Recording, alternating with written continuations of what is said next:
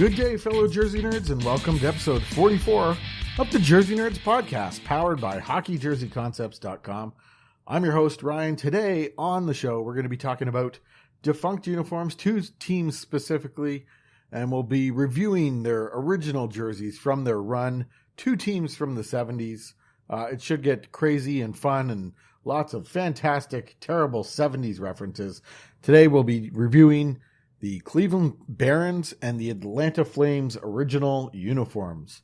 As well, we'll be doing Fake or Authentic, the Mailbag, and Throwback Throwdown will also be based on those 70s teams and their next steps after they left their respective cities.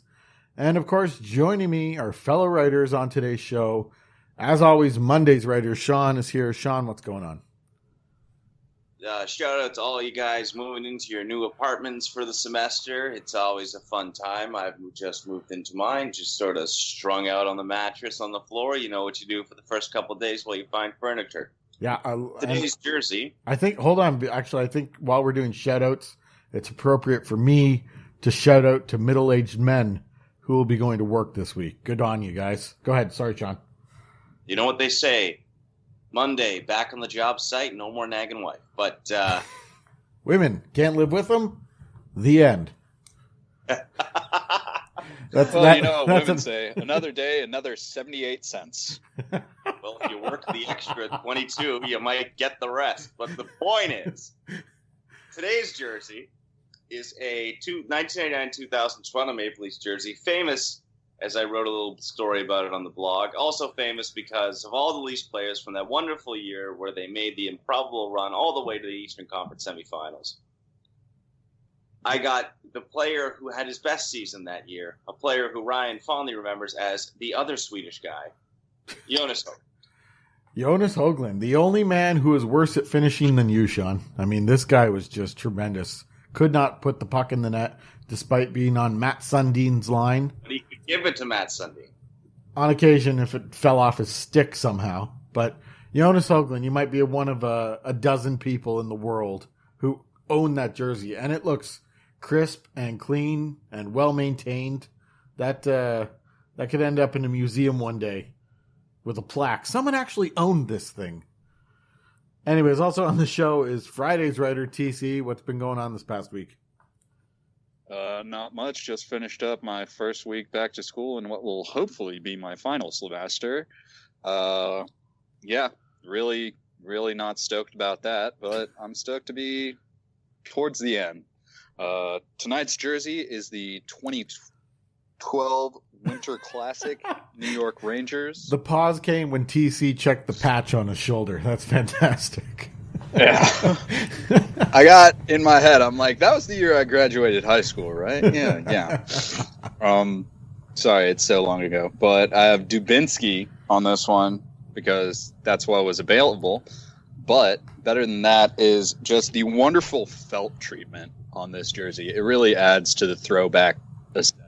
Yeah, that Winter Classic jersey was tremendous. Who was Dubinsky traded for? Gabrick. Was it Gabrick? Yeah, no, he went to Columbus. He was part of the Gabrick trade, I think. So it was pretty much Gabrick for Dubinsky, but there were other pieces, right? Yeah. Let me check with Jets at the desk. He's gonna look this up right here. Let's go to our research department. They'll get back to us. Also joining us on today's show after a brief hiatus, he's got his PB&J with the crust cut off. Friend of the show, Bpoe. What's going on? Recording a podcast, Ryan. It's been a while since we've had that. TC's been covering for you since you've been off. Thanks for that, TC. And since everybody else has been doing it, I might as well talk about the jersey I'm wearing. It's the 2017 version of a 1918 jersey, the Toronto Aretnas. Aretnas. All right. I love this jersey, but every time I see this jersey, I can't get that out of my head. And I really wish I couldn't. I don't see it that way. I get it. Like a lot of people see it that way. I don't know. I've just never viewed it that way. I know the T is right in the middle there, but We were wrong. I've never seen it that way. The Brandon Dubinsky trade was Brandon Dubinsky, Artem Anisimov, and Tim Erickson in a 2013 first-round pick to Columbus for Rick Nash. Oh, that was the Nash trade. It hit me right before you said that I knew it was worth it. Worth it. Yeah, I guess so. Yeah. Wait, but who was that pick? Well, this is where that pick, Albert Einstein. Incorrect. See, that's why Bpoe wasn't allowed back onto the research Someone that's department. probably still bouncing around the minors. My fellow meme people will understand that joke. Or Redditors. I don't know if that's a Reddit joke. No, it's one of their top young centers right now. Who? Alex Renberg. Oh, Wenberg, whatever. Yep. So, actually, that's a pretty even deal. There you go. So there you go, Columbus fans. You didn't get totally screwed. You could have picked Curtis Lazar. or my favorite pick, Kirby Reichel. Kirby Reichel, yeah, that guy's been tossed around the minors a bit. You know what I'm saying? No, really, he's played for several teams. All right, seeing as we're all doing jerseys, I am wearing the 2011 Heritage Classic. Had to go back to the patch there to confirm Calgary Flames jersey. So now that we all know what we're wearing and we're all here and accounted for, let's get started.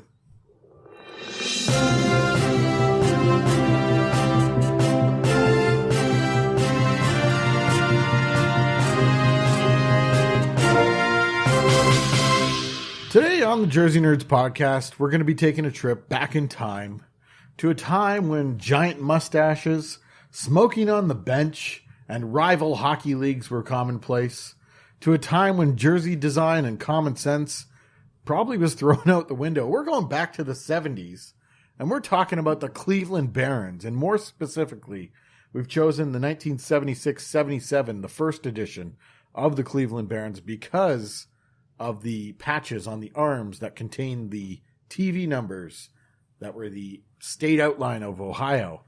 We'll be reviewing both the jerseys, and then after this, we're going to be talking about another 70s classic, the Atlanta Flames. But let's stick with the Cleveland Barons. Do a typical jersey review on these, as if they were new jerseys. So we'll start with Shawn. And Shawn, maybe looking at the entire set, the first thing that jumps out to you and what you like about these. One thing I think that the Cleveland Barons jersey doesn't get enough credit for is being one of the first jerseys since, I think, the 1930s to have an angled striping, especially on the arms. This was something, if I go back and I look at what other teams were wearing, every other team in the NHL had stripes except for Philadelphia, but that's curved. Yeah, different situation.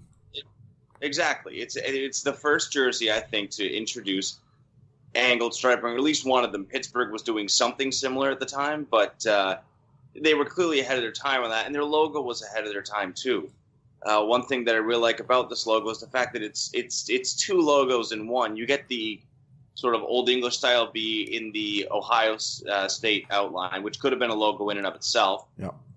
Then you get the misshapen C with Cleveland Barons written around. You combine it together. I think that logo really works, and I think that's why when people make Cleveland Barons concepts today, they still use that logo from the 70s. It's aged quite well. And, of course, that state outline for the numbers, criminally underrated, something teams need to do more of. It's like the only thing the Turd Burger did right with the captaincies.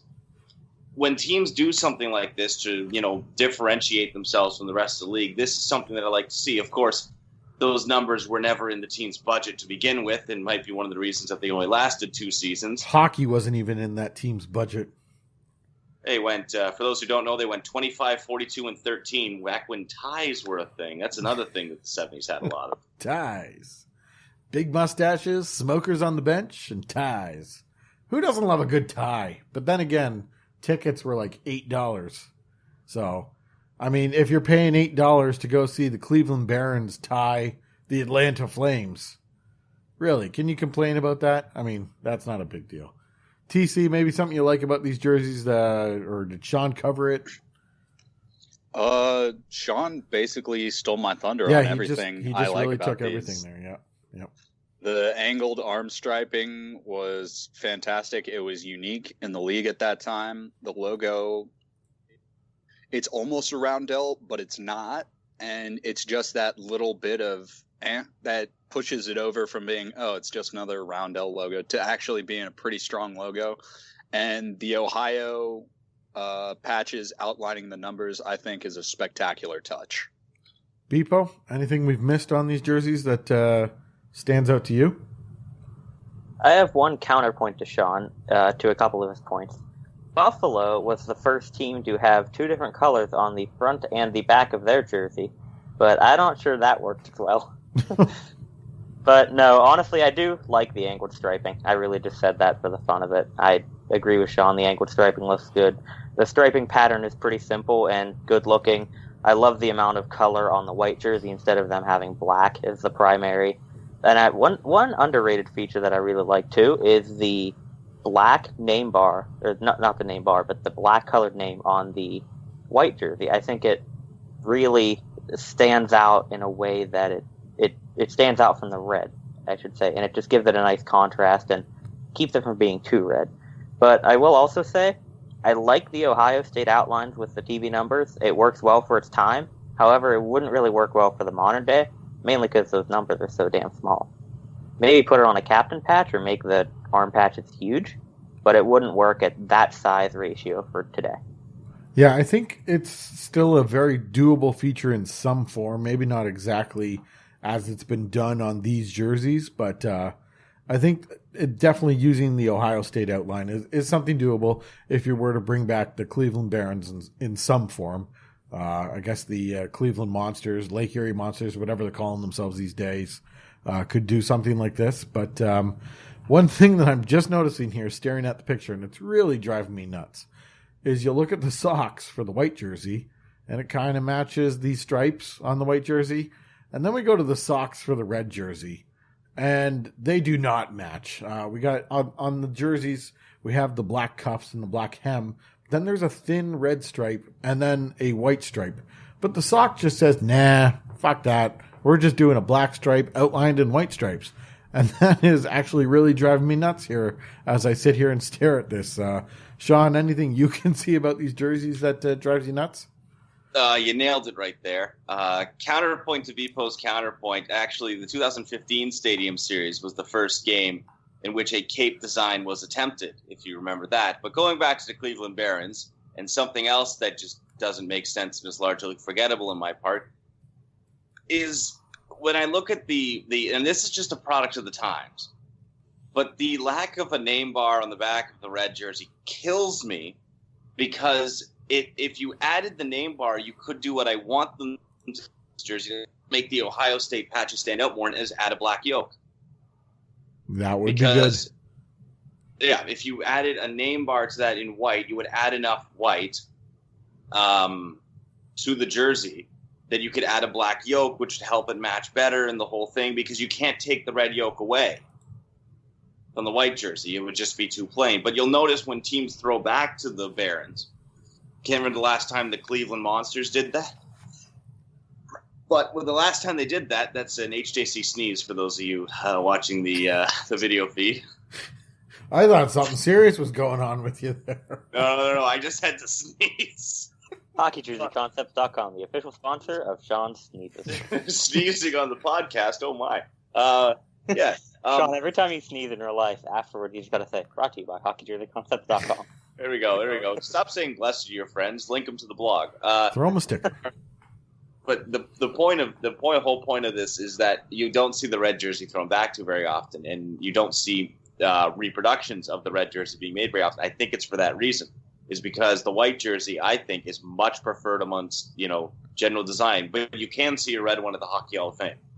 All right, TC, what sucks about this jersey set?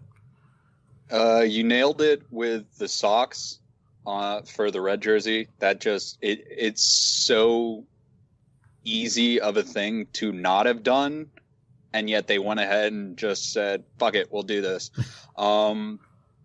Another thing is I don't know why it bothers me, but for some reason the black and red collar, when combined with the red yoke, just doesn't look good to me on the white jersey. I think if they'd gone black and white, it would have gone over a lot better. Like on the red jersey, the white to the black works great, but the red to the black to the red just doesn't work well for me. Yeah, the red seems to get lost for me. It becomes rather irrelevant there. Bpoe, maybe some things that suck about this set. right before you brought up the socks, I was actually about to interject and say I forgot to mention this in my review, and that I couldn't tell if the socks on the red jersey had a stripe in them, or if it was just the image, the relatively low resolution image of NHL uniforms that was showing that it wasn't there. But considering that you guys have seemed to all confirm that it's not there, the socks being inconsistent bugs me a little bit. And the other thing, which I'm sure is just a product of its time, along with a product of the limited budget of the team, is that I think the numbers would look a little bit better with an outline on them. They don't look bad as is, but they might look better with an outline on them. I would have to agree with you. That's really all that bugs me about this thing. And if it was brought back in the modern day as like an actual, not like a throwback, but an actual team's uniform, the logo could use some refining.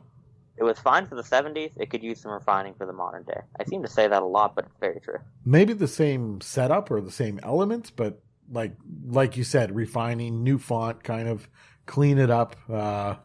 Maybe so. The Montreal Canadian treatment. Just some general adjustments. Oh, this hour of the HJC podcast brought to you by the train going by my house. That's fantastic. Oh boy, here goes your internet. Yeah, if the podcast edits at this point, you know the internet went out.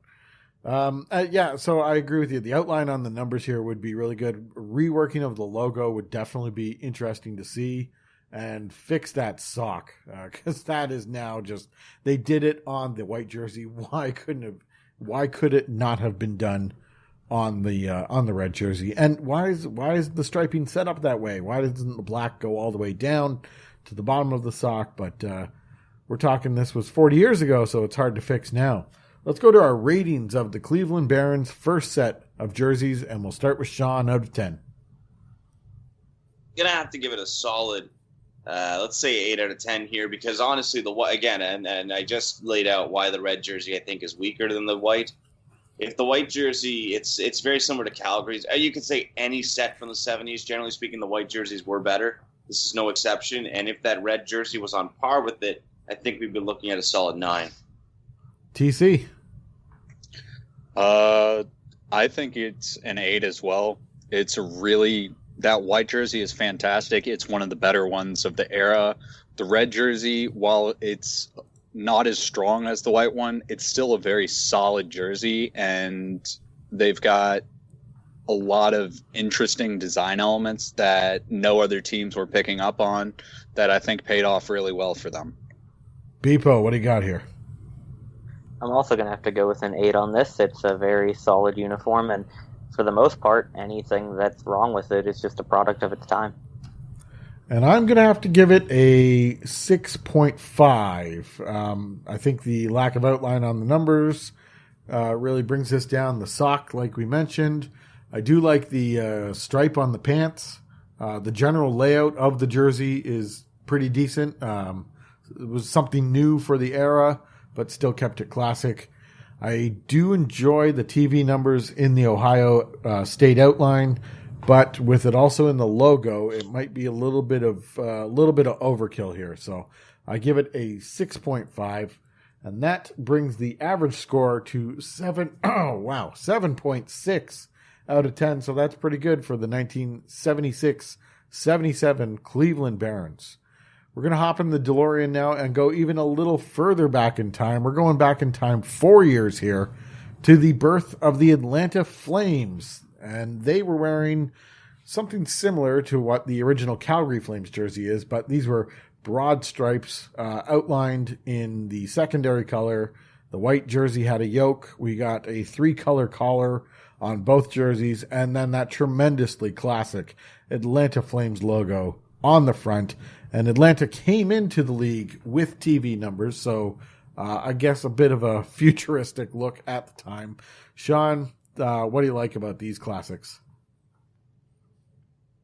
One thing I think that I really like about these is that they were built for the logo. If you look at, compared to what the Atlanta Flames wear for the rest of their history, the striping matches the logo in terms of outline. In fact, you could say they're the exact same, and you'd be right. It nails a lot of things on the first go. You got the red yoke on the white jersey, but the red jersey itself really does not need a white yoke because you got the white numbers. The logo recoloring is perfectly done, I think. You get that sort of white hot feel to it, to the point where the yellow on white doesn't bother me as much because I know what they're going for. There's this sort of heat faded, I think, that we get here, or fade out, I should say. Like, it looks like the further in you go in the striping, the more the jersey itself heats up. And while that does, I'll get into how that doesn't work in practicality. It works in the sense of I don't see this as a huge thing for the jersey, which is saying a lot considering how much of a problem white on yellow can be. TC, what do you like about the Atlanta Flames here? Well, I like that they were a hockey team based in Atlanta right off the bat. That's a huge plus for me. I really love that logo. I think it's a fantastic logo. You know exactly. You got the A for Atlanta. You got the Flames. I like that they kept it simple. They weren't trying to wow anybody. They just went for big stripe with smaller stripes outlining it. The triple collar fairly well on the white jersey. I'm not so sold on the red jersey. But, you know, it's just a solid basic set. Bpoe? I have to agree for sure on the logo. That logo is a thing of beauty. And two other things, really. For one, the consistency. The consistency of it is great because I didn't actually notice this until Shawn pointed it out with the striping being connected with the logo. Almost all of it is 100% consistent. The logo, the striping, the TV numbers, everything. The only two exceptions are the collar, which isn't too bad, and the pants, which killed me inside as soon as I saw that they were inconsistent because they were so close. And also, if you know me, I'm sure you know what this next comment is going to be. The color. There's so much color on this. I love it. Yeah, really solid set here. Got to agree with all the points. I think, I don't know if you guys will agree on this one, but I think that logo holds up extremely, extremely well today. And if the Atlanta Flames never existed and they were a new team in 2018, I think this logo could still fly as a primary logo. What do you guys think about that, Shawn? I think that it would have had to gone through the same updates that Calgary's did. The addition of black, for example, to sort of define nope, wrong colors a little bit. You know, I think that for sure, honestly, to see how this would look in black. Well, actually, no, we saw that with the Adirondack Flames.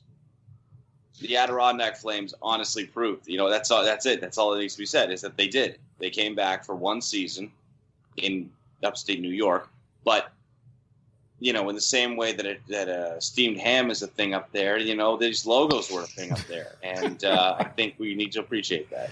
TC and then Bpoe, is this logo still strong enough to be introduced as a brand new primary logo in 2018? Absolutely. I can still, you can walk the streets and see nothing for the Thrashers, but they still have Atlanta Flames stuff that you can buy in certain shops. You see people wearing Atlanta Flames gear around. That logo is a fantastic logo. As to what Shawn said about Calgary, hot take of the night, Shawn likes black for no apparent reason. So I don't think it really needs retooling. You do have a bit of yellow on white, but in the logo, it's really not that bad. Bpoe. 100%. This logo is great. If Calgary's can stand today, then Atlanta's can stand today because they're not that much different. In all honesty, Atlanta's is better and a little bit simpler. And with what Shawn said, I mean, the black works whenever you have it as, for example, on the white jersey, you got red outlined in yellow, outlined in black. It's not ideal, in my opinion, but it works. But whenever you have it as a secondary color, and especially when you stick it on Calgary's template, no, it's awful. It would be just fine if you kept it in red and gold with no black. Also, Shawn, I have a question for you. Do you like your women like you like your jerseys? Or oh wow, we got to move on here. Bpoe driving this train. On the hanger in my closet. All right, Shawn. I don't know why I thought of that, but I just they don't make blonde jerseys. Shawn, tell that to the California Golden Seals. There you go. There we go. Does anything suck about this set, Shawn? Yes. And it's not that it sucks, it's that the changes that they made the next season blow these jerseys out of the water. Everything that they did to these jerseys between 72, 73, and 73, 74 was a necessary change. In that, for the long term, these jerseys look so much better, and that's why they made the change. The only thing that they didn't do was they didn't carry over the awesome 3-tier collar from 72, 73 on the white jersey. They just had a solid red collar, but other than that, if you look at it, honestly, the addition of the extra yellow and the spacing between, I feel like Atlanta figured out how to make yellow and white work together, is to put a little bit of any dark color between them. And once they figured that out, it was like, wow, all right. They didn't have to change a thing. And I do like that they kept the logo without adding that extra outline. So yeah, that's the only thing, is that while 72, 73 was a solid year for them, 73 to 80 really just was so far superior. TC, anything to pile on to that? Yeah, I do. I agree with Shawn. The reason that we don't remember these as much is because they affected them in the later years by solving the biggest problem, which was the yellow on white. But to me, the most glaring problem with this set is the striping on the breezers. The fact that it is the exact opposite of what they actually have on the jerseys is infuriating to me. I don't know what their reasoning was, because you still have yellow on white syndrome. So why not just make it the exact same and live in the bed that you made? Bpoe? I have 3 things that I don't like, and most of them are covered already. For one, the pant striping. It's pissing me off more than it should at the fact that it's inconsistent. Honestly, I think the jersey would look better if you swap the colors on the jersey rather than the pants. But either way, just switch one of them, for God's sake. For 2, the yellow on white. I mean, it's not awful here, but in all honesty, it's kind of hard to tell the difference from yellow and white. And in a way, it almost looks like they're wearing Red Wings jerseys, with that red one especially, if you ignore the yellow.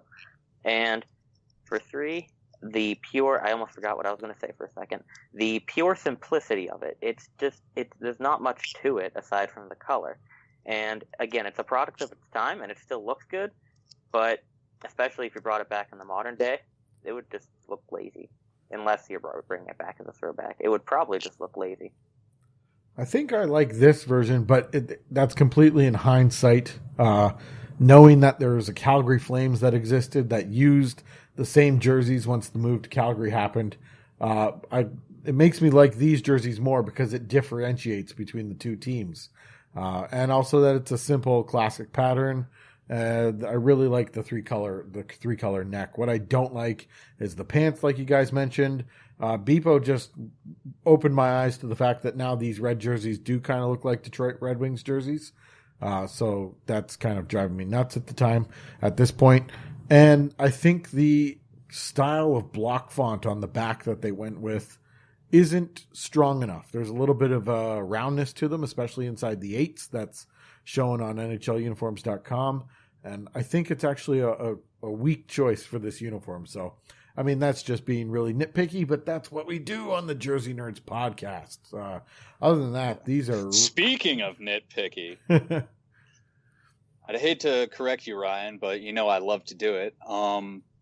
The Calgary Flames initial uniforms were actually very similar to the later Atlanta Flames jerseys, but they did mess with the thickness of the stripes a little bit, so they're not the exact same. Okay, that might have just been a Atlanta manufacturer versus Calgary manufacturer issue, but yes, okay, they are different. I was speaking in generalities, if that's a term. But you were literally dealing with the nitpicky. Fair enough, you caught me. Jeez, I'm out. This is done. All right. All Anarchy! right. We've done that twice. I don't think it went well. But let's rate these jerseys. Shawn, what's your rating out of 10 here? I think that they get slightly higher than Cleveland because I like the red jersey here more than the white jersey of the Cleveland Barons. I love that white jersey. I know what Bpoe's getting at with the Red Wings, but just that idea of the red jersey to white hot logo numbers and striping, I get it. It speaks to me. I love it. We should, really consider if Atlanta, and that's the thing, that whoever said that this is Atlanta's jersey is exactly correct, and that's why I think I like it more. And TC's exactly right. And speaking to people from Atlanta who visit the Maritimes, all 6 of them, they don't remember the Thrashers. They remember the Flames. And a lot of older ones of them, they'll talk about going to games at the Omni. They'll still talk about that 40 years later. And they'll say, I never got why they moved them. Now, I know why. It's because they couldn't get TV licensing. They couldn't get TV. Like that's just it. They couldn't get national broadcasting of Atlanta Flames games, and that's what killed them. As opposed to the Atlanta Thrashers that were killed by indifference. Ownership? Yeah. Danny Heatley? Definitely. No, Danny Heatley did not kill the Thrashers. Just one of them. Anyways, moving on. TC. Oh, wait, no, we didn't get Shawn's number rating here. 9.25. Whoa. All right. Thanks for making that difficult. TC. It's a strong jersey, and I love it, but the yellow on white is really hard for me to overcome, so I'm going to give this a 7.5. 7.5 from TC. Bpoe. I think I like these jerseys just a tiny bit better than Cleveland's. I'm not really sure. I'm really mentally debating it right now. So just to kind of keep it close and to make it tough on Ryan, 8.185. 8.185, and I'm giving these an 8.5. I've loved them even more just from sitting here talking about them. So that gives them an average score of 8.3. We're rounding up to 6. 8.36 amongst us as an average score for the Atlanta Flames jerseys. So that would give them an edge if this were a competition. They had an average score of 8.36. Cleveland had an average score of 7.625. They win this informal battle. Anybody disagree, or does everyone here like the Atlanta jerseys better than the Cleveland jerseys? I have to say I throw my behind Cleveland. It's the only time you'll ever hear me say that. Or anyone for that matter. I am going to stand here and say that Cleveland shot themselves in the foot, because if you look up, now this is a fun fact for all you guys who don't know their Cleveland Barons history. The Cleveland Barons were supposed to play 1978-79. They planned on it. They had jerseys ready. And similar to 77-78, they had different jerseys planned. Now, we only know the red one. But we got the black yoke we wanted, but the Barons at that point had said, logos, who needs logos? In the future, everyone's going to be doing diagonal script. And they unveiled such a mediocre jersey with the striping was okay, but their logo was literally black script, said Barons. Diagonally down the front. Diagonally down the front, like a New York Rangers jersey. It was not good. And you tell me, you want me to vote for the team that came out with this? Well, they did the world a favor by folding. Can you imagine having two teams in the NHL where one of them takes their dark jersey and says, we're going to copy New York, and wears for half the year New York Rangers copies? Could you imagine a team being stupid enough to do that when you have a perfectly good logo you could... That's also my feelings on the Pittsburgh script jersey, just in case you didn't catch the little reference there. But Snoop Dogg wore those. Oh, so that makes them popular. That makes them popular. Wait, which Pittsburgh script one? Yeah, the Yager one. You got the inaugural, or you got the 90s? I guess at least in all fairness to Pittsburgh's 90 jerseys, they did it in the 60s. So it could have been just a subtle sort of go back to that. My whole thing with that is that it's just that they should have just had two sets. But then again, when you think about it, Cleveland apparently planned to use this as an alternate. And how could a team that couldn't afford patches for their numbers afford an alternate jersey? Because those do cost money. That's a fact. That's a fact. This whole argument is moot because we all know the greatest iteration of the Cleveland Barons was the Shark Baron. The Shark Baron. Yes. Not the classic AHL team, the new AHL team, for whom many greats like Kyle McLean and Jonathan Chichu would have played for. Did that Chichu? The Chichu train? Did that Shark Baron? Did that Shark Baron have a name? That would be great. Clyde.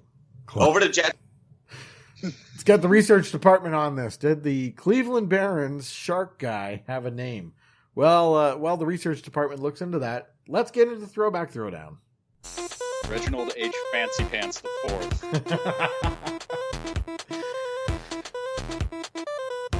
This edition of Throwback Throwdown, we've hopped in the DeLorean again, and we've moved further down the 70s. We're now at 78-79, the Minnesota North Stars, and this is where the Cleveland Barons ended up after their 2 seasons of existence in Cleveland. They merged with the Minnesota North Stars. This kind of thing would never happen in today's NHL. Breaking news. Oh, here comes the research department. All right, here we go. Hockey the Whale. No, it's better than that. Slap Shark. Slap Shark. Of course it is. The name of the 2000s iteration of the Cleveland Barons mascot was Slap Shark. Slap Shark. As bad as that is, it almost works for the AHL. That's more East Coast there. Do it.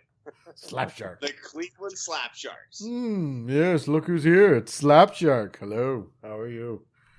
The Baron is here. Baron Slap Shark.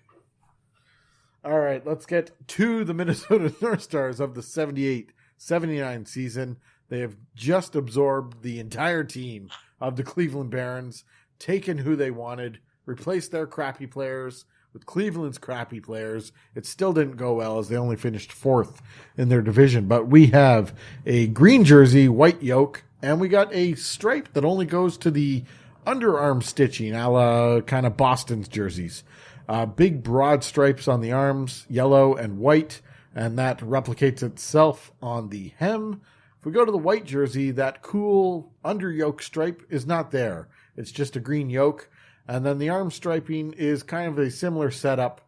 In the same order, it just features a green stripe, white stripe, yellow stripe, green cuff. And then the hem is a big green stripe above a big yellow stripe. Classic North Stars logo on the front here.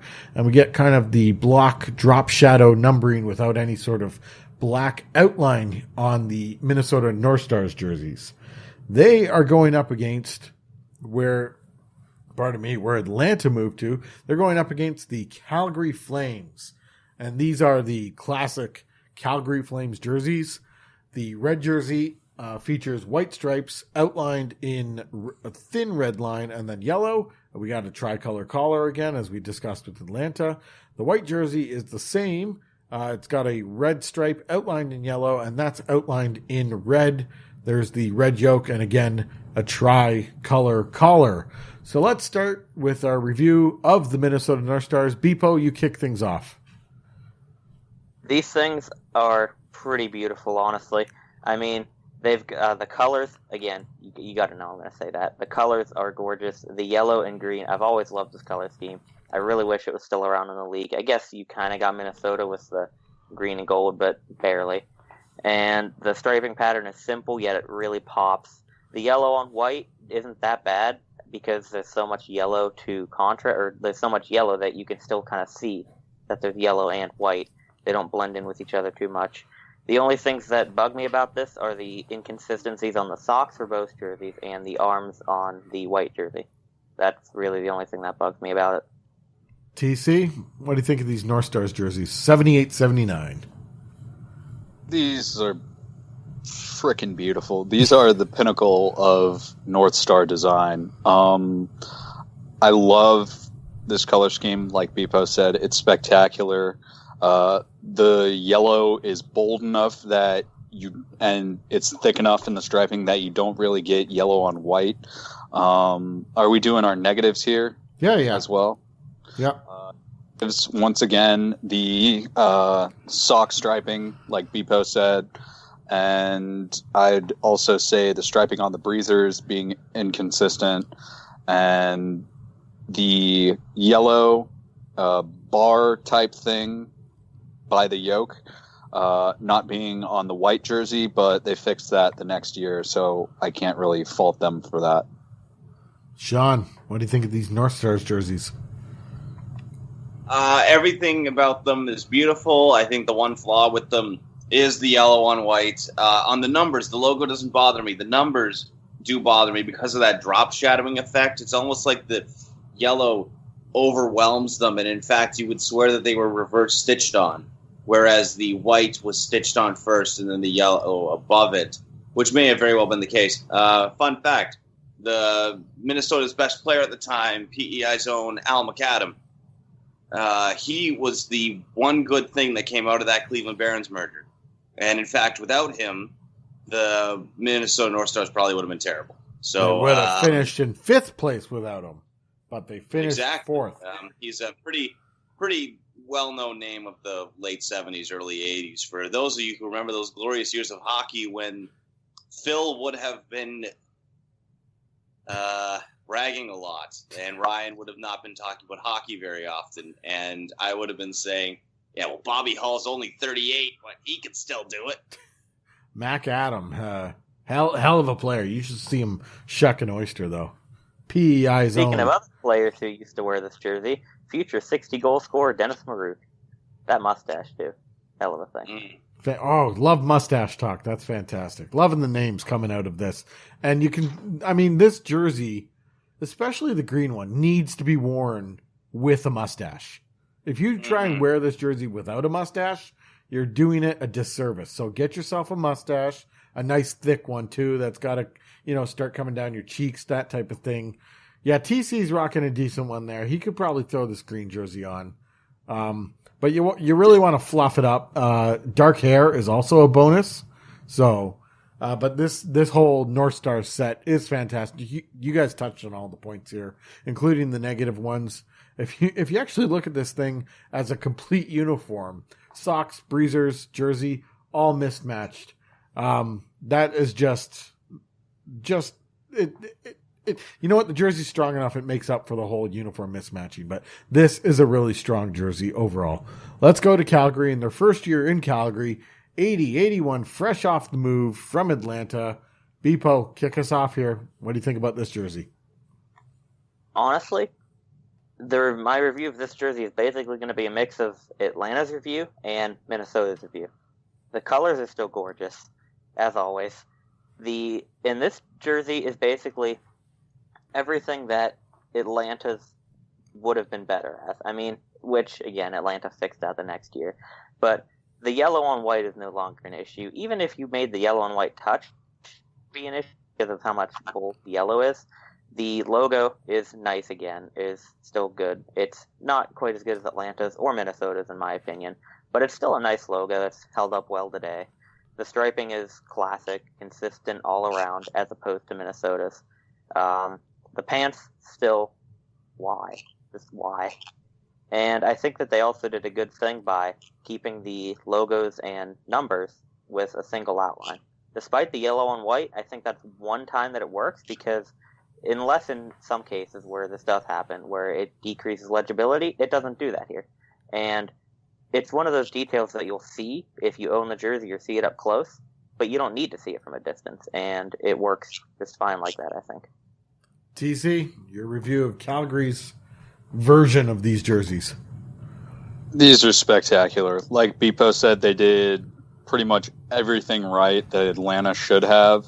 The one thing I can knock them for is the striping on the breezers. Once again, inconsistent, and it's such an easy fix. It's infuriating that they didn't.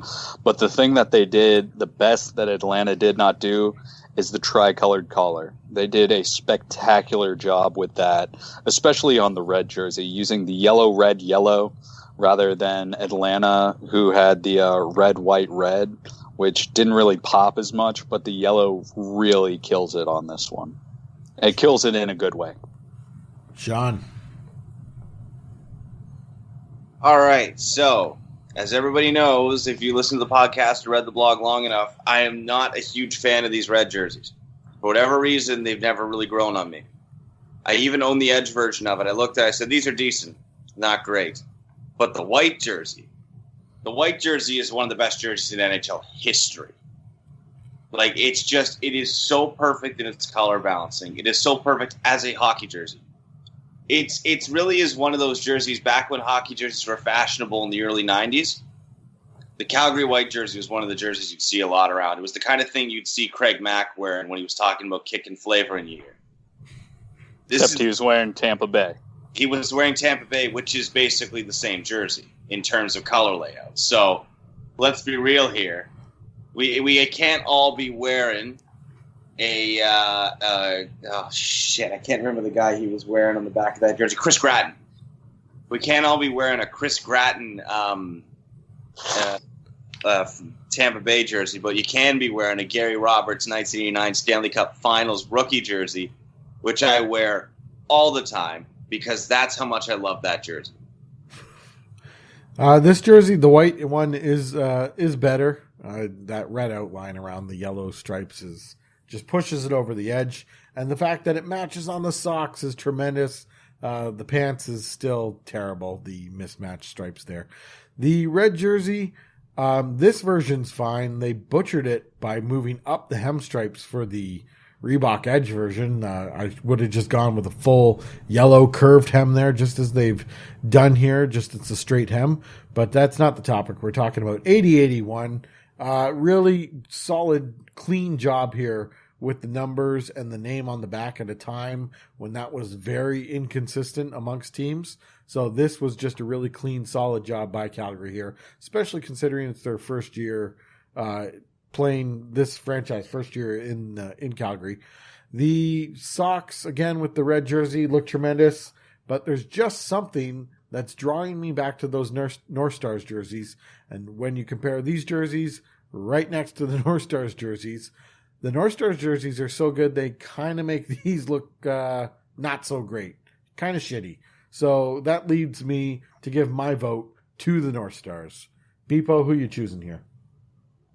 It's weird because this is kind of the same issue that I was having choosing between Cleveland and Atlanta, in that Calgary nails it for the most part in all of the technical aspects and the consistency and such. But there's something that just makes me like Minnesota's better. I think it's the colors.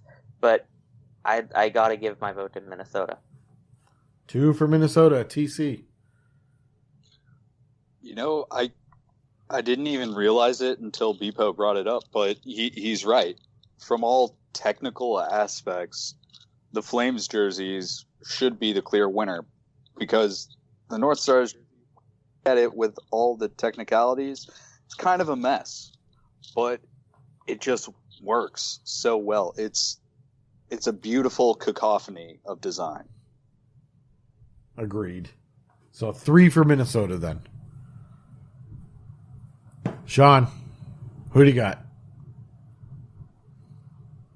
I got the data to turn your body into antimatter, which is what Gary Roberts said in 1989 when he was kicking ass in the playoffs, and Craig Mack heard that when he was like 12, and he said, I'm going to write a song about that.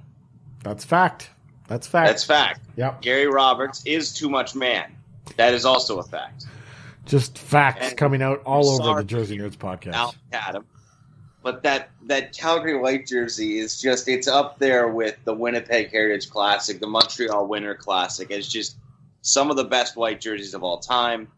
In fact, it's probably the best white jersey of all time, and that alone pushes it above here. It's the only jersey I would let Calgary wear in NHL 2004, which will tell you how much and how long I've loved that jersey. So Calgary gets my vote. I know it's in a losing cause, but at least you're showing your support, sticking to your guns. That's good there. But the winner of this Throwback Throwdown is the 78-79 Minnesota North Stars by a 3-1 score. But we're not the final say on this. We want to hear what the listeners think about our matchup. We got the 78-79 Minnesota North Stars going up against the 80-81 Calgary Flames. We want to hear who you choose in this matchup. So contact us. Let us know who your choice is for this Throwback Throwdown. You can contact us on Twitter at HockeyJC. You can email us mailbag at hockeyjerseyconcepts.com and have your voice heard. Choose the winner of this matchup. Last week we tried to get you guys to choose a winner of the Team Canada 72 jerseys versus the 1980 Team USA jerseys. but I guess it was such a sensitive topic that nobody wanted to get involved. So now we have to go to Bpoe as a tiebreaker because Bpoe's here on the podcast. It's not going to work out, Shawn, but here we go. Bpoe, you're going to have to break this tie. Last week's Throwback Throwdown, 1972 Canada jerseys against the 1980 Team USA jerseys. Who you got? Give me a second to look them up because I actually haven't gotten to the podcast. We didn't prepare Bpoe for this tough question. You should sit on the fence and pick Mexico. What was the second one? You got the Miracle on Ice versus the Summit series, and we're not Miracle taking. on Ice? We're not taking. Are you? Hold on. Are you saying you're not familiar with the Miracle on Ice? No, that's what I'm saying. You say that, and I already know that that's the winner. I especially after looking up the 1972 Canada ones. I mean, they're unique. I mean, this is the right one. Which one? It's the one with the diagonal. The one right? where the maple leaf goes up from the hem. Canada. No, not the diagonal one. No, the one that goes up straight from the hem. That one. Yeah. Okay, I mean, yeah. That one, the one that Bpoe's pointing to on the podcast. It's like the flying V of Canada jersey. How dare you! I don't say that in a bad way. You just have. Where I come from, the word tostitos actually means friendship. I don't even say that in a bad way. That's just the first impression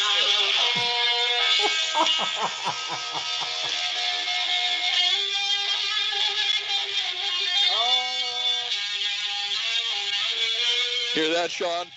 Yeah, I do. It's the sweet sound of freedom. A celebratory guitar riff from TC, as it sounds like for this moment, anyways. The 1980 Team USA jerseys are gonna take last week's Throwback Throwdown matchup. You know what, James Neal? We want your vote. Back to James Neal. Yeah, tweet us at James Neal. We've treated him. We've treated him. Yeah, we've treated him so well. You have to listen to Jimi Hendrix playing the national anthem while you decide, and you have to listen to Ralph Wiggum while you decide. Oh, Canada! All right. Well, this Canada just got handed their lunch in that Throwback Throwdown. Let's go to Fake or Authentic. Fake or Authentic? Fake or Authentic? This is where I've come up with 3 statements that I believe to be factual. And just like the jerseys around NHL arenas, the other writers on the podcast have to decide whether or not these statements are fake or authentic. Let's get to statement number 1. A Calgary Flames jersey is $30, but has the white and yellow stripes in the wrong order. Fake or authentic? Still worth it. Shawn. Is this an authentic jersey? Is this a manufacturing error, or is this just... It's a manufacturing error that's gotten through somehow. 100%, because I want to be the guy who walks around this Calgary and say it's fake. I'm like, no, it isn't. It's a prototype. It's not. But you can say it is. It's just some guy at Reebok went, oh, that goes there and that goes there. Sure, we should be using the white-yellow colorblind guy to start out the Calgary jersey? Oh, yeah, he can do it. It's just some lady at a desk in China trying to pump out 1,000 jerseys in an hour so she doesn't get fired. It's not some guy who speaks. Making a Matt Stage in jersey on time. Let's go to TC. Fake or authentic? Still worth it for this jersey. If it's as you described and it's, it was made by me and it's just a factory defect, then it's absolutely worth it. Pretty much for the same reason that Shawn said, where you get some smartass who's like, oh, that's a fake, and you can go, actually, it's a manufacturer's error. Get fucked. You guys say it so coolly. If you change it around and do a nerd voice and push your glasses up your nose while you're saying it, it comes out a little differently. Actually, it's a factory defect. Bpoe, fake or authentic, still worth it? I'm going to take 3 different scenarios on this. Manufacturing defect. I'm going to murder you. Definitely taking it if it's a manufacturing defect. If it's just some sort of fake jersey or something like that, then no, why would I? And if it's something like that, but it's for your beer league team, sure. No, it's just one jersey. You're not going to outfit a whole beer league team with one jersey. A very small beer league team. All right, everybody in the jersey, let's go. Everybody, we're putting the whole Timbits team in one 3XL jersey. Come on, boys. All right, fake or authentic number 2, and this is based on our conversations about Pucky the Whale last week. And after doing some research, I found that Pucky the Whale in the late 2000s was assaulted by a hockey fan in Hartford who apparently was bet to tackle and assault Pucky the Whale. Poor Pucky. But fake or authentic, I would spend a night in jail just to lay claim to beating up Pucky the Whale. Fake or authentic, Shawn? No, not Pucky. Why would you hurt Pucky? He's the greatest shoulder patch known to man. You're going to hurt his ERS. But, no, like, I think that the guy just, like, he tackled him and then he just had to apologize after. Like, he had to publicly apologize after. So, if all I had to do was publicly apologize after, and I could pick one mascot to tackle, there's a part of me that really wants to tackle Carlton because he's a terrible mascot. I mean, I don't know why he exists. Fuck you, Bear! You're worse than the Coke Bears. Hey, Carlton, suck this. You're named after a nerdy Fresh Prince character. No, but if I had to pick one mascot I'd tackle, let's go with the Canucks Orca, because it should be Johnny Canuck. Well, I thought that would be TC attacking that guy. You corporate motherfucker! New Jersey corporate sellout, man. But would fake or authentic, you would take a night in jail just to lay claim that you beat up Pucky the Whale. So I do my night and that's it? Yeah, one night, and then you get to brag to everyone that you beat the shit out of Pucky the Whale. I can't do it, man. I can't hurt Pucky. Shawn's fake on this one. Carlton, now that I think about it. The Orca can get it. All right, TC, fake or authentic, night in jail to lay claim to beating up Pucky the Whale. I'm really torn on this because I would love that fame, but like Pucky's had a rough couple of years. Like, way to kick a man when he's down, or kick a whale. Kick a whale when he's down. It's like he's been fucking beached. He's beached. He's struggling for air, and you come along and just push him further out of the water now. He's got to watch his former team put out shitty alternate jerseys with other striping. And a pig. There are plenty of mascots that I would beat up and gladly take more than a night in jail. Youppi needs to be eradicated from the face of the earth. That's a terrifying anthropomorphic beard. He is an anthropomorphic beard. Yeah. That's terrifying. That is the the thing of nightmares. Would you punch out Thrash? Ooh, no. Thrash looks like he could fuck somebody up. Like Thrash looks like he would verbally castrate Stanley C. Panther. Yeah. That's probably why they had to sell the Thrashers. Florida was down there like, yeah, we can't afford the therapy for Stanley anymore. Stanley's like, why? Thrash is beaks sharp, man. We're actually on Victor E. Rat number 3. The other two from the Raptors with the retired numbers. It was rough.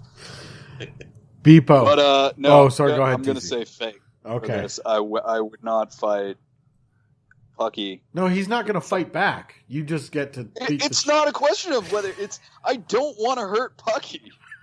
You picked like the one mascot that I probably don't want to hurt.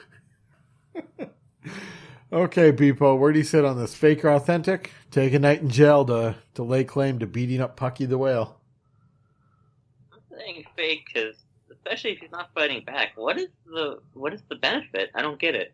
It's not like even like you're beating up Pucky. You're beating up some poor soul who has to wear this mascot costume. No, the head never rolls off. You only see Pucky.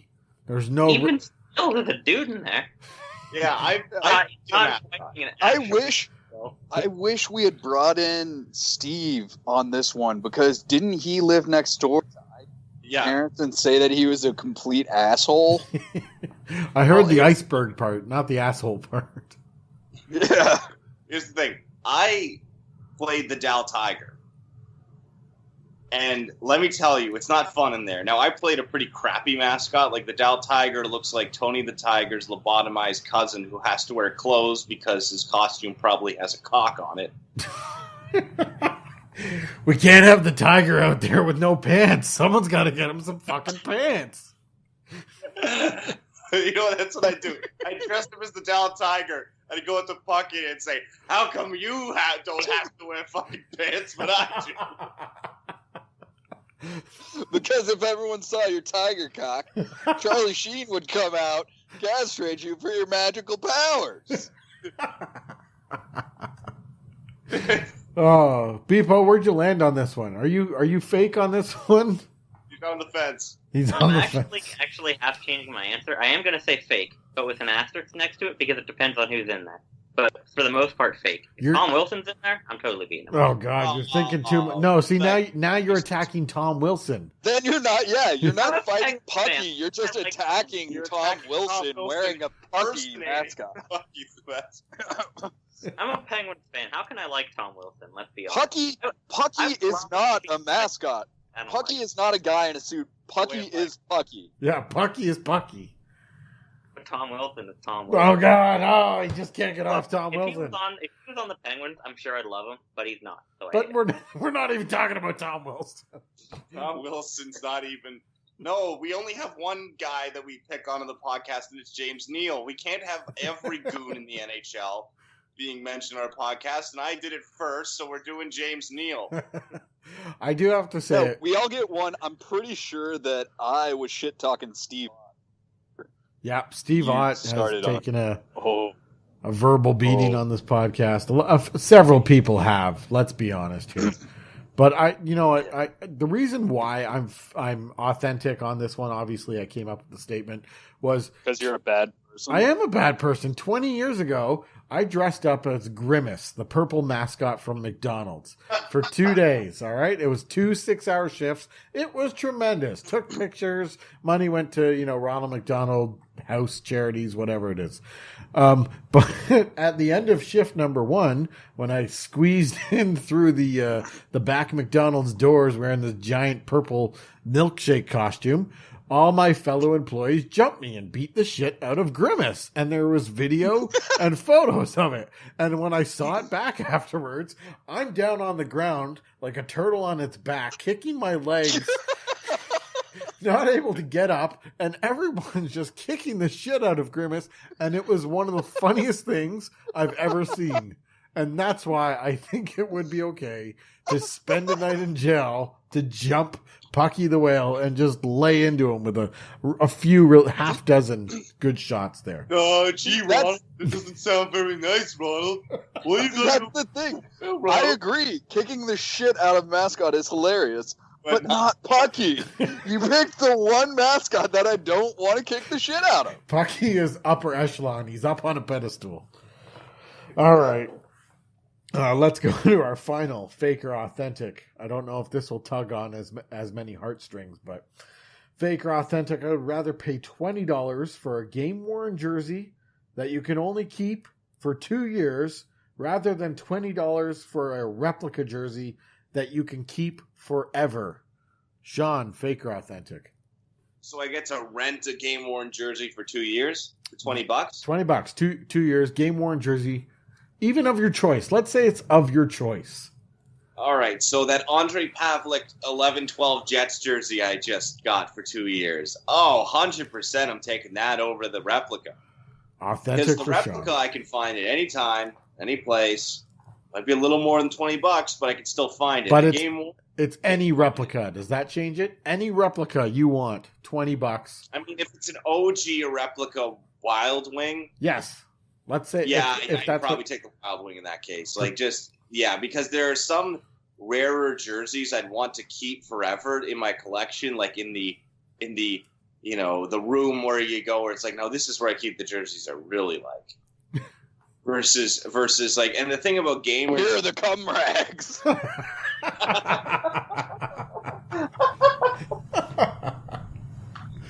Oh man, you're that gay bear. We all have one. Don't. Oh, you don't want to touch That that. one. When you've just finished in bed with a girl and she's like, "Do you mind if I wear one of your jerseys?" Yeah, fucking take the sperm. Take the jersey. fucking Van Riemsdyk. Take it. Hey, he's my favorite modern. Oh wait, That's a great jersey. No, Trevor, that's a piece of shit. Trevor It's got Van Riemsdyk. oh, okay. TVR. TBR, the only jersey that you say, yeah, you could come on that. It might actually increase the resale value. That is an eBay title right there. Trevor Van Riemsdyk, replica, new with tags. And ejaculate. With cum. Oh, eBay, look out. That's happening. Give me like 10 minutes, all right? Ooh, someone's being generous. Oh, Shawn, where were you on this one? We kind of went off track. Fake. I would take the replica rare jersey over the Game Warner that I can't keep. All right, TC, fake or authentic? I'm gonna go fake. Honestly, the novelty of game worn is kind of lost on me. Like paying all that exorbitant amount of money, and even with this $20 thing, you're just kind of getting something that someone touched. Like that's neat and all. But I will say, be kind of like what Shawn said. If you can find that rare replica that is extremely hard to find and be able to keep that for forever, I'd definitely do that over renting a jersey for 2 years. Sorry, I was mesmerized by Shawn Snapchatting a heavyset African. No, I got bored and went to the Snapchat features section, and I was watching and. If Shawn, okay, good thing this is an audio. I gotta say, good thing this is an audio only situation because Shawn is doing his best to make this podcast as awkward as possible. He's in a dimly lit room, just wearing his Jonas Hoagland jersey, laying on his bed, feet up like a 14-year-old. Oh god! Oh wow, those were short shorts and dress socks. Oh, they are. Shawn is just—he's all aces tonight. And now he's on fucking Tinder or Snapchat or something here while we're trying to podcast. I mean, this is getting out of hand. But anyways, back to the podcast at hand here. Bpoe, are you fake or authentic on this one? I've got to say fake. It was a tough one, but I got to say fake. Mainly because I would love the Game Worn jersey, but I feel like when I had to give it up, I would be losing a piece of myself. Because... especially considering it's my because he came on it. Guys, come on! Someone's gonna have to ask their parents' permission to listen to this. Is this explicit? Does this get the E rating on the podcast? Have we gone too far? Mom, it's E for everyone. It's E for extremely graphic. Oh, go ahead, Bpoe. Finish up on the jersey.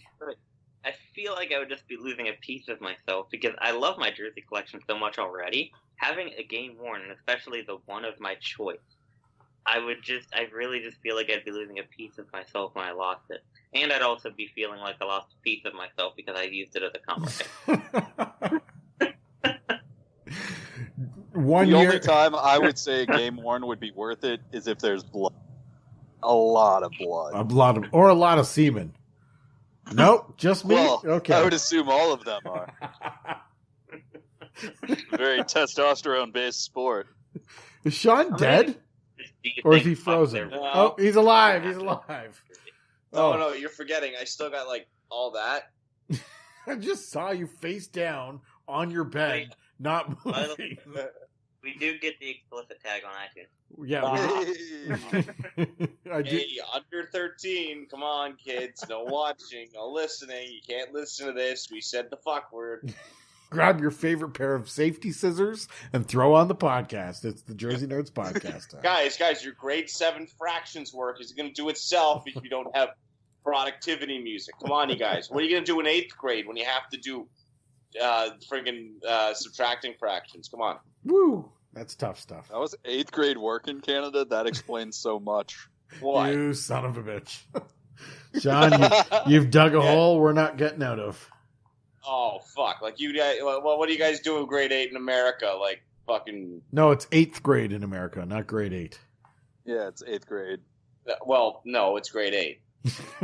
If you go... It's not like we're like the Brits where we're like, well, in year 4, I found that... That's gotta be the worst British accent I've ever heard on a podcast ever. That's fantastic, Shawn. Save that. We're making a British character just for you. Oh, that's... I'm Jonathan Tay's grandfather, and I'm here to say that I don't approve of the British caricatures that are being used on this podcast. Oh, that's good. That's so good. So many ideas are just running through my head for Shawn's British accent now. That's awesome. All right. If anyone wants to get involved in our 3 fantastic fake or authentic questions here, again, at HockeyJC on Twitter, mailbag at hockeyjerseyconcepts.com. Let us know where you fall on these questions, fake or authentic. Let's get to the mailbag. Mailbag.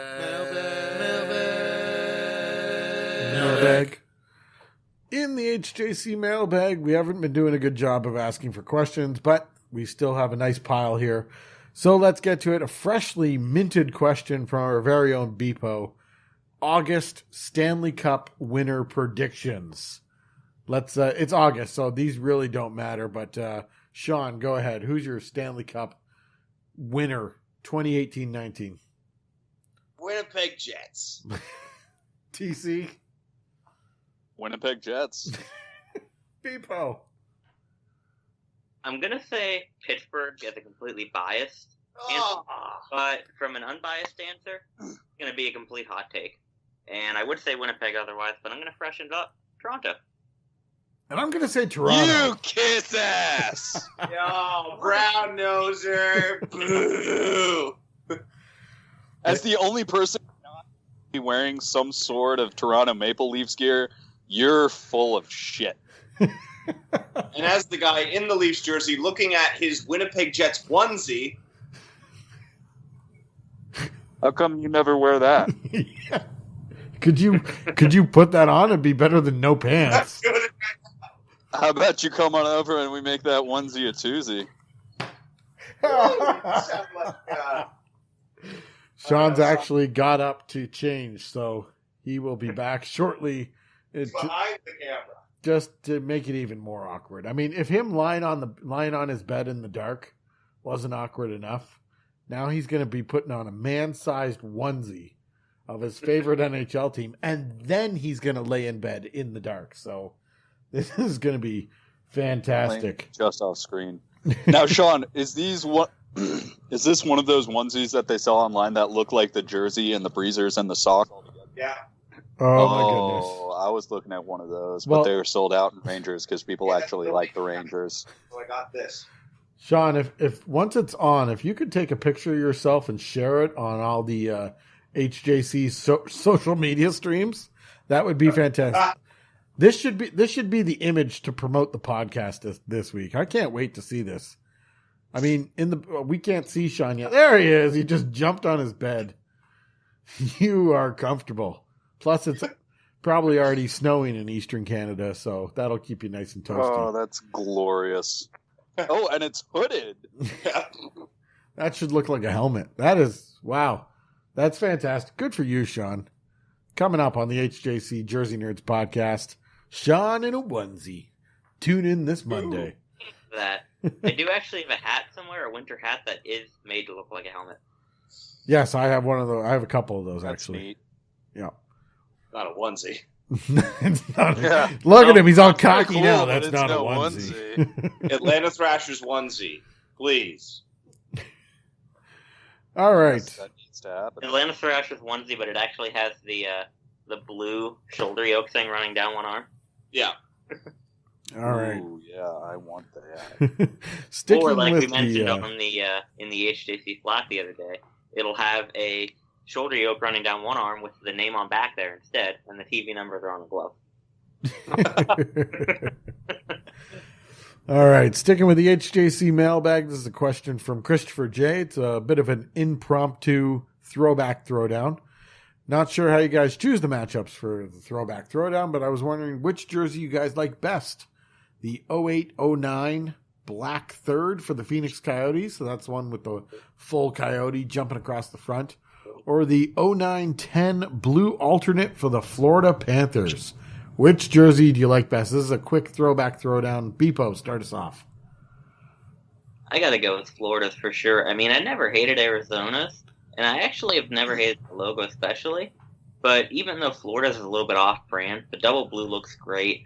I like the logo in it, and their current one is great, but if they didn't go with that, I wish they would have just isolated that head on the inside and used that.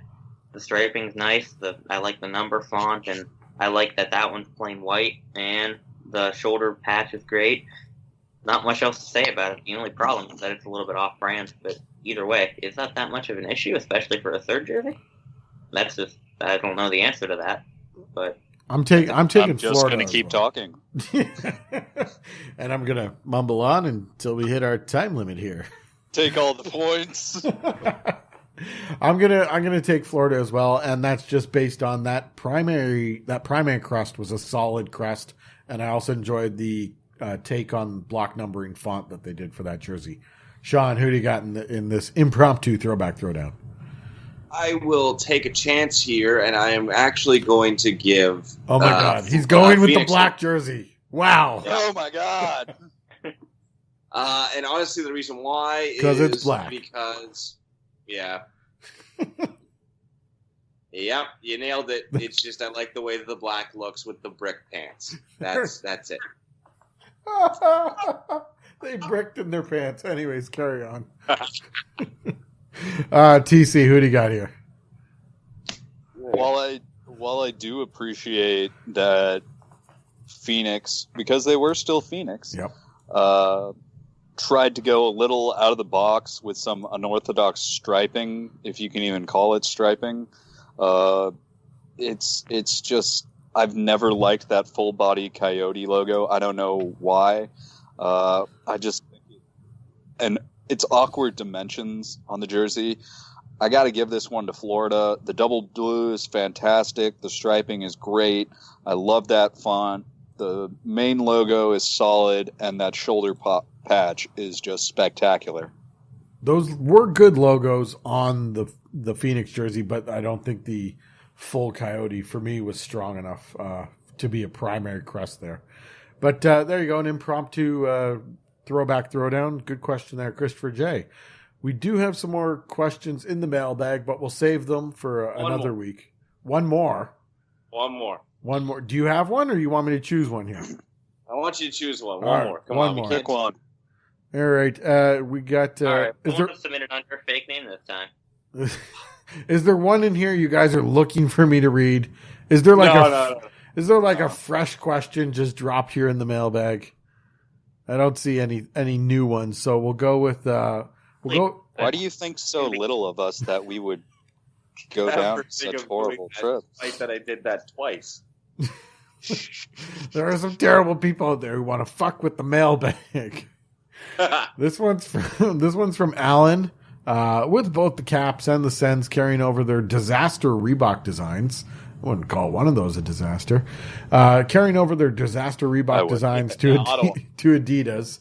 Which 07-08 Reebok Edge design are you glad that didn't get the carryover to Adidas? And I'll jump right in here. Atlanta Thrashers, that sky blue jersey was just a disaster. And I'm glad that didn't go any further than what it did. TC, which Reebok Edge design are you glad didn't carry over to Adidas? First of all, you're wrong for that, and I hope you get everything that's coming to you. That's why I went to TC first on this question, because I felt like there would be some backlash. You're just. We covered it before in this podcast, but you are a bad man. You are a bad person. If we're going off Reebok Edge designs that we're glad didn't make it over, I'm going to go with the original Edge Oilers. That was a horrific design, just completely off-brand for the Oilers, and it just looked horrible. How bad or how angry would Oilers fans be if the team hung on to that design and was as bad as they are? That would just drive fans absolutely nuts. You'd see a bunch more people at Eskimos games. Yes. Even worse, if they did what they did, the same thing they did with Reebok Edge era, Adidas comes around, back to the navy and copper. Yeah. Let's go to Bpoe, Shawn. Either one of you. What jersey are you choosing here that glad you didn't make the switch to Adidas? Oh, for sure. There's some of these in here I'm looking at them and I'm like, yo, this would have been hilarious if Nashville brought theirs over. That would just be hilarious. Like, let's be real here. Those jerseys are unfinished. Something like Tampa I actually kind of like. Dallas's black jersey I actually kind of like. But the one jersey I am glad is dead in that era are the Anaheim Ducks. Those were terrible, folks. And they don't get the hatred they deserve because we're all too focused on the slug. Or, that's a good choice. We're focused. Yeah. Yeah, no, it's Anaheim for sure. Say what you... Shawn's just lost it. Wait, but Pucky's spelled I-E? Yes, okay, so this is a completely separate thing now, off the rails here. We always thought Pucky the Whale was spelt with a Y, but according to literature from the Hartford Whalers themselves, Pucky is I-E, and he's the whale who likes hockey. And he has a speedometer for pupils. Anyways, if you can find that image on Google, it's completely irrelevant. No one's going to go find that. But Pucky the Whale. He's the whale who likes hockey. Tweet it out right now. Look for that on the HJC Twitter feed. Pucky the whale who likes hockey. How long did it take him to come up with that? Okay, that is the end of the HJC mailbag. Wait, you never went to me. What? I thought That's you had because to. we don't care. I know. All right. Go to Bpoe. This better be the best answer ever. Among many possible choices, I'm going to go with one that could have been an actual possibility because it did last to the end of Reebok Edge. Colorado. Jinx. All right. Well, he's taking that jinx seriously. Fuck. That thing didn't make it over, especially with the gorgeous ones that they have now. Man. Also, Ryan, did you ever give your Stanley Cup prediction? I have my list here of everybody else. Yeah, I agreed with Toronto. I went with Toronto. Who? Toronto too? Okay, I missed it. 2 Winnipegs, 2 Torontos for our August Stanley Cup predictions. Canada's getting a cup. Apparently. All right, that is the best version of the HJC mailbag ever.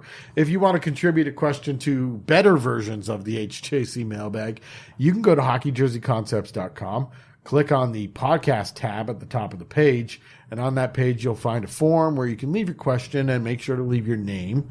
It's also on the side of the page on hockeyjerseyconcepts.com. Or you can email in your question to mailbag@hockeyjerseyconcepts.com. Both are great ways. Make sure to leave your name, and we could be reading your question on a future episode of the Jersey Nerds podcast. That is everything we have for you today. We hope you enjoyed it. On the blog, as always, we got the Jersey Casual stuff, and the offer still stands for anyone who buys a duvet cover. You will automatically be entered in to the Concept of the Year semifinal vote. So get out there. Get your Jersey Casual duvet cover. We have the weekly Concept of the Week vote going on And we just launched a brand new competition, the University of Michigan Just for Fun redesign. Want to make sure I add that in there because you never know when a big university like that is going to pop up and tell a little website like us to fuck off because we're using their name. It's happened before. Yeah, the Spartans would never do that. No, that's right. That's right. If the Wolverines want to speak up about a Just for Fun competition, we'll switch to the Spartans. Anyways, I also switch to the Huskies. I also wanted to mention for those of you who earlier this year on hockeyjerseyconcepts.com entered the semi-amu, whatever the fuck they're called, competition. I don't want to call out the designer who I guess you could say was chosen as the winner, but pretty much this half-assed organization decided asked us to come up with this competition. You all put some time and effort into your submissions, and they decided that instead of following through with the competition and naming a winner, they just on the side contacted the artist of one of the designs they enjoyed and asked him to work on their design exclusively. So there will be no winner announced for the semi-amu jersey competition. If any of you were still waiting for the answer there, I don't want to call out the name of the guy who's been chosen because it's not his fault. He's just He won essentially, but it was not my fault. I was just following orders. He won. We all lost, but you can help out one guy from the blog who's been with us for years, Brooks. Yes, we know you are in the Rail Dogs fan design contest. He's in almost every fan design contest. He makes good work. You should go out and vote for Brooks. We've tweeted out the link to it. It's a great design. I think it's the best one there. You guys need to help Brooks out. Get him in a Rail Dogs jersey. Come on, boys. We can do this. Yeah, he's won a few things. He's he was South Carolina Stingrays of the 25th anniversary. Anniversary with that, and he won the Boston Pizza youth goalie mask design for this year's World Juniors. Yes, I remember that. He had, I think, the backup goalie was wearing his design kit. Yep. So that's pretty cool. Yep. So help add to his trophy case because it's always nice. We always like to promote when guys from the blog are in jersey design competitions and they get that far. It's always nice to help guys out because we are, one big, happy, dysfunctional Teenage Mutant Ninja Turtle style Shredder and the Foot Clan family here with no Krang, to quote nobody in particular. With no Krang. Someone's taking that really hard. Really hard. Yeah, he is. Okay, anyways. So that's the SPHL Roanoke, whatever you say. Roanoke. The Rail Dogs. Roanoke. The Rail Dogs with a W. Rail Yard Dogs. Whatever. It's the only dog team with a W in the SPHL. They're dogs, yo. So go vote for Brooks. It's the yellow jersey on that one. That's pretty much what we got. We'd love to hear from you guys what you like about the podcast, what you don't like about the podcast. Find a way to get in contact with us. Comments wherever you find your podcast. Email us, mailbag at hockeyjerseyconcepts.com. Find us on Twitter at hockeyjc. That's the letters JC. You can find us. Let us know what you think about the podcast. And be sure to share it with your friends. Have them share it with their friends. Let's get more people listening to the podcast. Everybody, that's what we have for you this week. Come back next Monday for a new episode of the Jersey Nerds podcast. Goodbye, everybody.